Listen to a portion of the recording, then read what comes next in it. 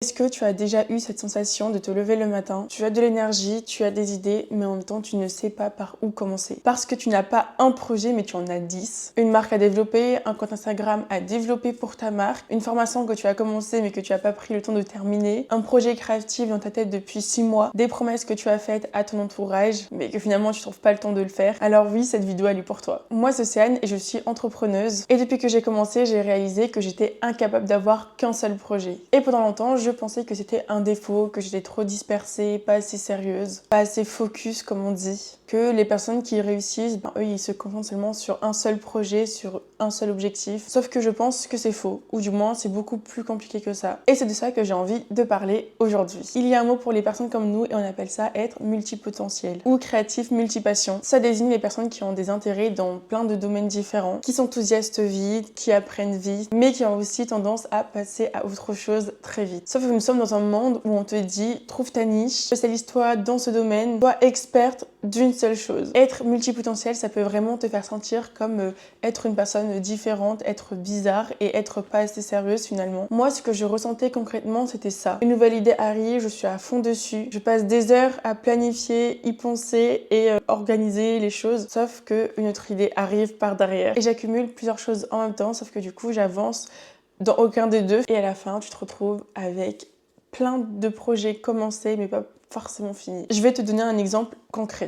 Quand j'ai lancé ma marque, au début, j'étais focalisée sur le produit. Donc, j'ai voulu construire une page Instagram, TikTok, bien évidemment pour faire ma petite pub. Et je me suis dit, pourquoi pas me lancer sur YouTube. Et là, ça explose, j'atteins presque 5000 abonnés en un mois, ce qui est énorme. Et à un moment donné, je me suis retrouvée perdue, on va dire, entre ma marque et la chaîne YouTube et les contenus que je dois faire sur les réseaux sociaux. Et j'ai commencé à faire les deux un peu n'importe comment, sans avoir de planning clair. On va dire que j'étais désorganisée. Et je pense que le pire en tout ça, c'est que j'avais l'impression de ne pas avancer alors que c'était bien le contraire, j'avançais énormément puisque avec ces deux projets, j'apprenais énormément de choses, sauf que forcément je le voyais pas. Et ça m'a pris du temps à comprendre la différence entre stagner et avancer doucement. Et je pense que pour moi, tout est question d'organisation. Et bien sûr aussi, mettre ses priorités en place, forcément. Donc voilà ce que j'ai appris durant ces quelques mois. Première chose, écrire tous ces projets. Vraiment tous. Dans une niche, tu prends un petit cahier, tu écris tout ce qui te passe par la tête. Et c'est pas forcément pour tous les faire, c'est vraiment juste pour te les sortir de ta tête et que tout soit lisible sur un support. Et une fois qu'ils sont écrits, au moins ils existent déjà quelque part et donc on va dire que ça peut te vider la tête. Deuxième chose, forcément choisir un projet prioritaire. Pas forcément pour toujours et que tu oublies les autres projets, non. Juste prioritaire maintenant, pour les prochaines semaines, les prochains mois. Peu importe. Par exemple, moi, mon projet prioritaire, donc c'était ma marque. Une fois que j'ai fini le site, que je me suis avancée sur tous les contenus à faire, gérer le stock et m'assurer que tout se passe bien, j'ai pu commencer donc le projet YouTube, que j'avais mis en pause et que je n'avais pas abandonné. Mais en fait, c'est juste le temps, toutes mes idées soient claires, posées, et que je puisse pas commencer à me mélanger avec tout ce que j'ai à faire. Donc voilà, c'est juste mettre une priorité et pas annuler les autres projets, qu'on soit bien clair. Et la troisième chose, et je pense pour moi que c'est vraiment la plus importante, arrêtez de se comparer aux autres. Arrêtez de se comparer aux personnes qui ont qu'un seul projet. Arrêtez de se dire ouais mais lui il a fait ça. En fait il faut que vous sachiez un truc, c'est que chacun a son parcours. Il n'y a pas de recette miracle. Parce que ta créativité, ta façon de voir les choses, elle est différente de tous les autres. Et c'est justement parce que tu as des intérêts un peu partout que ça fait ta différence. Le mannequinat m'a permis d'être à l'aise devant une caméra. L'acting m'a permis, on va dire, je sais pas encore trop quoi. YouTube me permet, on va dire, de sortir de ma zone de confort. Donc peut-être que par la suite, quand je vais devoir parler de mon projet, de ma marque, je serai beaucoup plus à l'aise à l'oral. Donc voilà. Chaque projet est là, on va dire, pour t'apporter quelque chose de plus. Et donc je trouve ça dommage de vouloir tous les supprimer alors qu'il s'agirait tout simplement d'être mieux organisé et de pouvoir, on va dire, mettre des priorités sans forcément oublier les autres projets. Et donc c'est ta façon de fonctionner, c'est une manière de fonctionner comme une autre.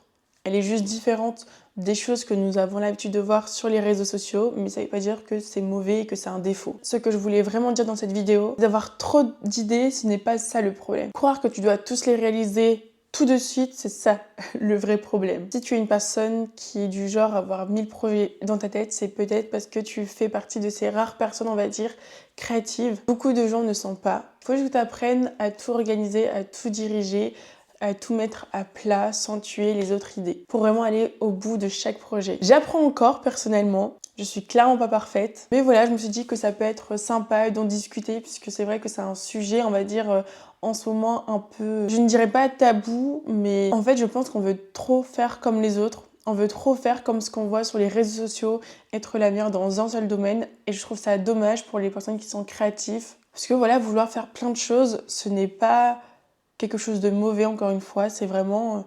moi, je trouve ça cool. Ton quotidien ne ressemblera jamais au même. Faut juste, voilà, apprendre à faire des priorités sur tes projets et puis avancer petit et pas vouloir tout réaliser en même temps. Si tu es arrivé jusqu'ici, c'est probablement que tu t'es reconnu parmi les choses que j'ai dites. En tout cas, je te souhaite vraiment de réaliser tous tes projets et pourquoi pas en cette année de 2026. Cette vidéo risque d'être un peu courte, mais c'est pas grave, la prochaine sera beaucoup plus longue et je vous dis à bientôt. Bisous!